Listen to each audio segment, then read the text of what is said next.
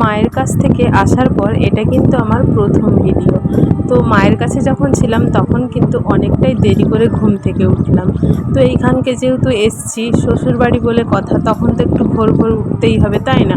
তো এখন বাজে প্রায় 5টা মতো, সেই জন্য কোনোরকম কোনো চাপ নেই, অনেকটাই ভোরে উঠেছি। ওঠার পর একটু বসে থাকবো, তারপরেই কিন্তু বাইরের দিকে এখন বেরোবো।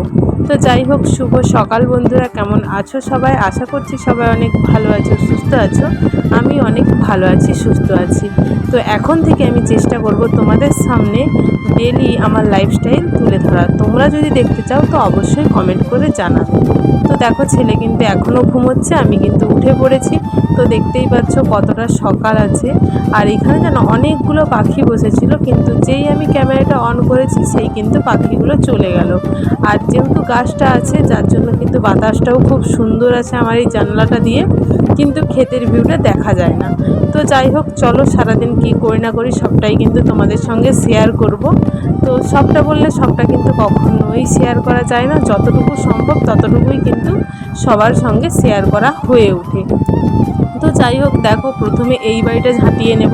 তো আমাদের যেহেতু এখন দুটো ঘর, মানে একটা মাটির ঘর, একটা পুরনো ঘর। যেহেতু মানে মাটির ঘর আর পাকার ঘর, তো পাকার ঘরটা যেহেতু কমপ্লিট হয়নি, সেই জন্য না মাটির ঘরটাও ভাঙা হয়নি।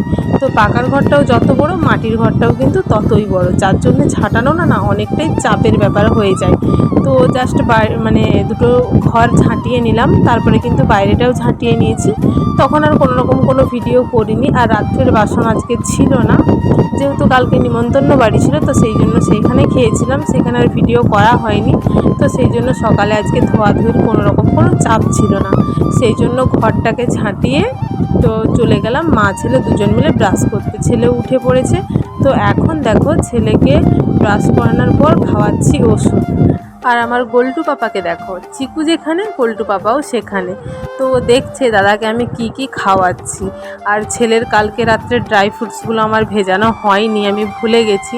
ওর বাবা যেহেতু কাজে চলে গেছে না, সেই জন্য অনেকটাই তাড়াতাড়ি শুয়ে পড়েছিলাম। আর যদিও শোয়ার অনেকক্ষণ পর আমার মনে হয়েছিল, তখন আমি আর উঠিনি, আমার যেন কেমন একটা ভয় ভয় লাগছিল। তো সেই জন্য আর উঠলাম না, বলি থাক। তাই সকালে তার ওষুধটা ছিল, তো প্রথমে ওষুধটা আমি খাইয়ে দিলাম।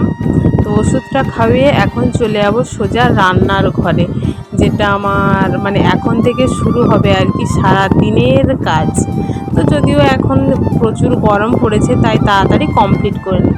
তো কালকে মটর ভেজানো হয়েছিল, সেইটাই কিন্তু দিদিভাই সেদ্ধ করতে বসিয়ে দিয়েছে। তো দিদিভাই স্নান করতে গেল, ও ঠাকুর পুজো করবে। তো আমি বললাম আমি যেহেতু ঠাকুর পুজো করবো না, তার জন্য ঘুগনিটা আমিই রান্না করি। তো তার জন্য দেখো পেঁয়াজ কাটছি, আদা রসুন সমস্ত কিছুটা কেটে নেব।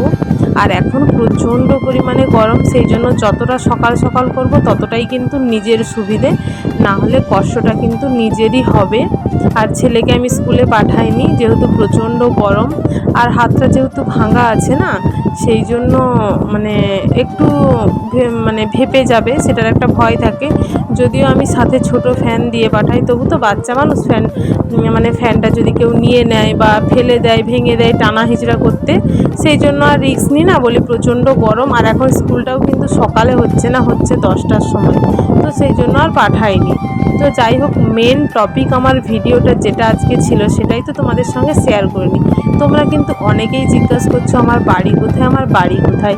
তো তোমরা যদি আমার বাপের বাড়ি জানতে চাও তো অবশ্যই কমেন্ট করবে। এখন যেহেতু আমি শ্বশুর বাড়িতে আছি না, সেই জন্য আমার শ্বশুর বাড়িটাই তোমাদের সঙ্গে শেয়ার করি। তো আমার শ্বশুর বাড়ি হচ্ছে পশ্চিম মেদিনীপুর জেলার নারায়ণগড় থানার অন্তর্গত দুড়িয়া বলে ছোট্ট একটি গ্রামে। তো এটা হচ্ছে পশ্চিম মেদিনীপুরের একদমই লাস্ট বর্ডার, মানে আমাদের যে চকটা পড়ে মানে বাস স্ট্যান্ড, সেটা কিন্তু পূর্ব মেদিনীপুরের ওপরেই মানে পড়ে। তো এই হচ্ছে ব্যাপার আর কি। যদিও আমি হয়তো সঠিক ঠিকানা তোমাদের সঙ্গে দিতে পারলাম না, যতটুকু পারলাম ততটুকুই তোমাদের সাথে শেয়ার করলাম।